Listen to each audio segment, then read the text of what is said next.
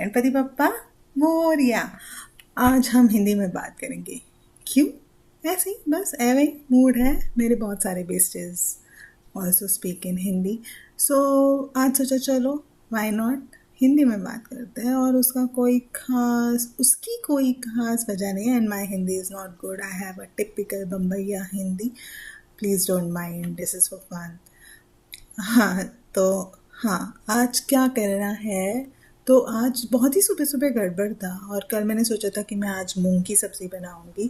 तो yes, I have हरे मूंग की हरे sprouted हरे मूंग की सब्ज़ी, वॉट एवर इज़ राइट। सो मैंने परसों हरे मूंग भिगो के रखे थे। आई थिंक आई हैव मैंने मोस्टली अराउंड 8-10 घंटे अच्छे से मूंग को भीगने दिया। सो आपको हरे मूंग लेने हैं एंड उससे दुगना तिगना पानी में उसको भिगो के रखो ताकि वो अच्छे से फ्लफ़ी अच्छे से भीग जाए। उसके बाद you drain the water and आप पूरे पानी को निकाल के या तो कोई तो छलनी में या कपड़े में बांध के उसको ओवरनाइट रखो। तो ओवरनाइट मतलब अगेन अनदर 8-10 आवर्स, 8-10 घंटे बाद उसको स्प्राउट्स आ जाएंगे। तो और भी ज़्यादा रखेंगे तो उतने वो स्प्राउट्स बड़े हो जाते हैं। तो मैंने इस बार ही बहुत ज़्यादा रखा था, मुझे अच्छे से स्प्राउट्स चाहिए थे तो आई गॉट इट। एंड फिर मुझे 2 तरह की सब्ज़ी बनानी थी। तो ये मेरा पहला वीडियो है जिसमें मुझे सिर्फ छौंक लगाना था, मतलब सिर्फ मिर्ची डाल के। सो मैंने यहाँ पे कढ़ाई में तेल लिया, उसमें मिर्ची और जीरा और हींग डाला। कोई भी दाल स्प्राउट करते हैं तो हींग को यूज़ करिए बिकॉज़ वो थोड़ा गैसियस होता है। सो हींग helps you to digest it better and gas नहीं होंगे करके दाल वगैरह में हींग डालना रिकमेंड किया जाता है। अभी ये मैंने कहीं पढ़ा सीखा ऐसा नहीं है, बट मैंने ये सुना और मुझे क्या होता है, मुझे ठीक लगा ऐसा, मुझे उसमें लॉजिक लगा। सो मैंने ये फॉलो किया। So again there is nothing that has to be or have to be or must be. So मैंने यहाँ पे डाला है हींग और कड़ी पत्ता और मिर्ची, हरी मिर्च सिर्फ स्लिट करके डाली। फिर मैंने पहले थोड़े से मूंग डाले, उसके बाद हल्दी डाली। तो पहले मूंग क्यों डाले फिर हल्दी क्यों डाली? अगर गरम गरम तेल में मैं डायरेक्टली हल्दी डाल दूँगी तो वो जल जाएगी। तो मुझे वो अवॉइड करना था, तो इसलिए मैंने हल्के से मूंग डाले ताकि तेल का जो टेम्परेचर है थोड़ा रिड्यूस हो जाए। एंड देन आई पुट हल्दी एंश्योरिंग कि वो जले नहीं। और उसके बाद मैंने सारे मूंग उस पर डाल के उसको अच्छे से थोड़ी देर तक भूना। कोई भी स्प्राउटेड वेजिटेबल्स को हल्का सा भूनने के बाद उसका टेस्ट और निखर के आता है और अच्छा लगता है। सो डायरेक्टली कुकर में पका के the taste will be bit different. वो वाला भी मैं वर्जन बनाने वाली हूँ शाम को, बट अभी तो फ़िलहाल सुबह के लिए मुझे ये खाने की बहुत इच्छा हुई थी। तो मैंने सिर्फ उसको अच्छे से उसको थोड़ा सा रोस्ट किया, हल्का सा, मतलब मे बी 2-3 मिनट्स। वो ऑयल हल्दी मिर्ची वाले इसमें उसको अच्छे से मूंग को रोस्ट किया।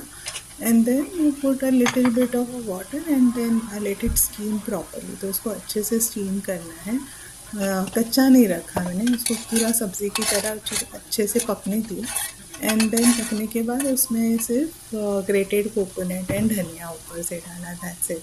सो this is a very simple kind of moong की सब्ज़ी।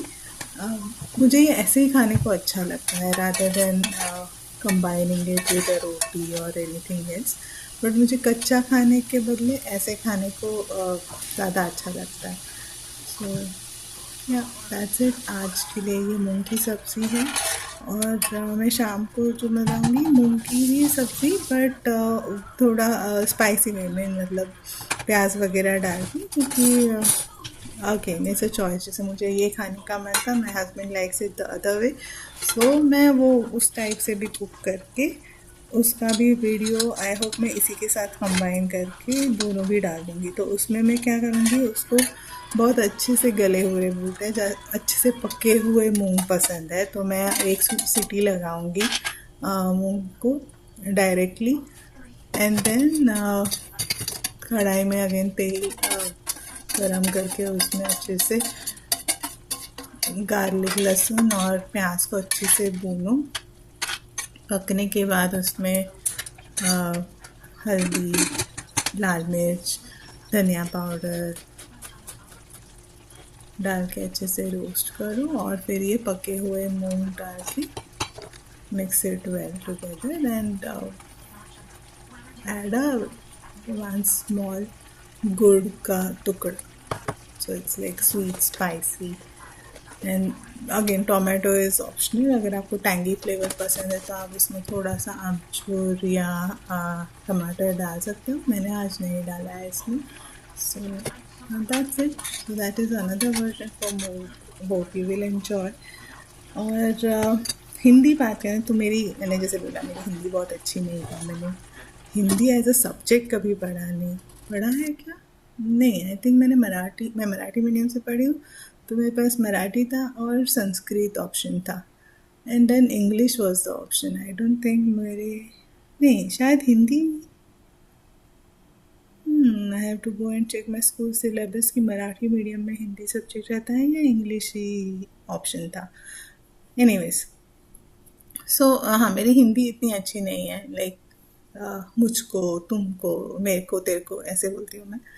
सो I know that's not correct, but and ऐसे बहुत बार होता है कि मैं और मेरी बेटी भी घर पे हिंदी में बात करते हैं, और but that happens a lot कि जब आपकी एक सिचुएशन, अगर उस टाइम पे जो लोग वो सिचुएशन में इन्वॉल्व थे वो अगर हिंदी मतलब बोलने वाले लोग थे, या no outside your family when you are in specific situation, I don't know when it happens actually, not analyzed quite well, but कभी कभी ऐसे होता है कि कुछ बातें बाय डिफ़ॉल्ट हम हिंदी में बात शुरू कर देते हैं, या समटाइम्स हम बाय डिफ़ॉल्ट इंग्लिश में बात करते हैं। अब ये बाय डिफ़ॉल्ट मैंने इतनी बार बोला, क्यों बोलना है ऐसे, अरे कहाँ से आया पता नहीं।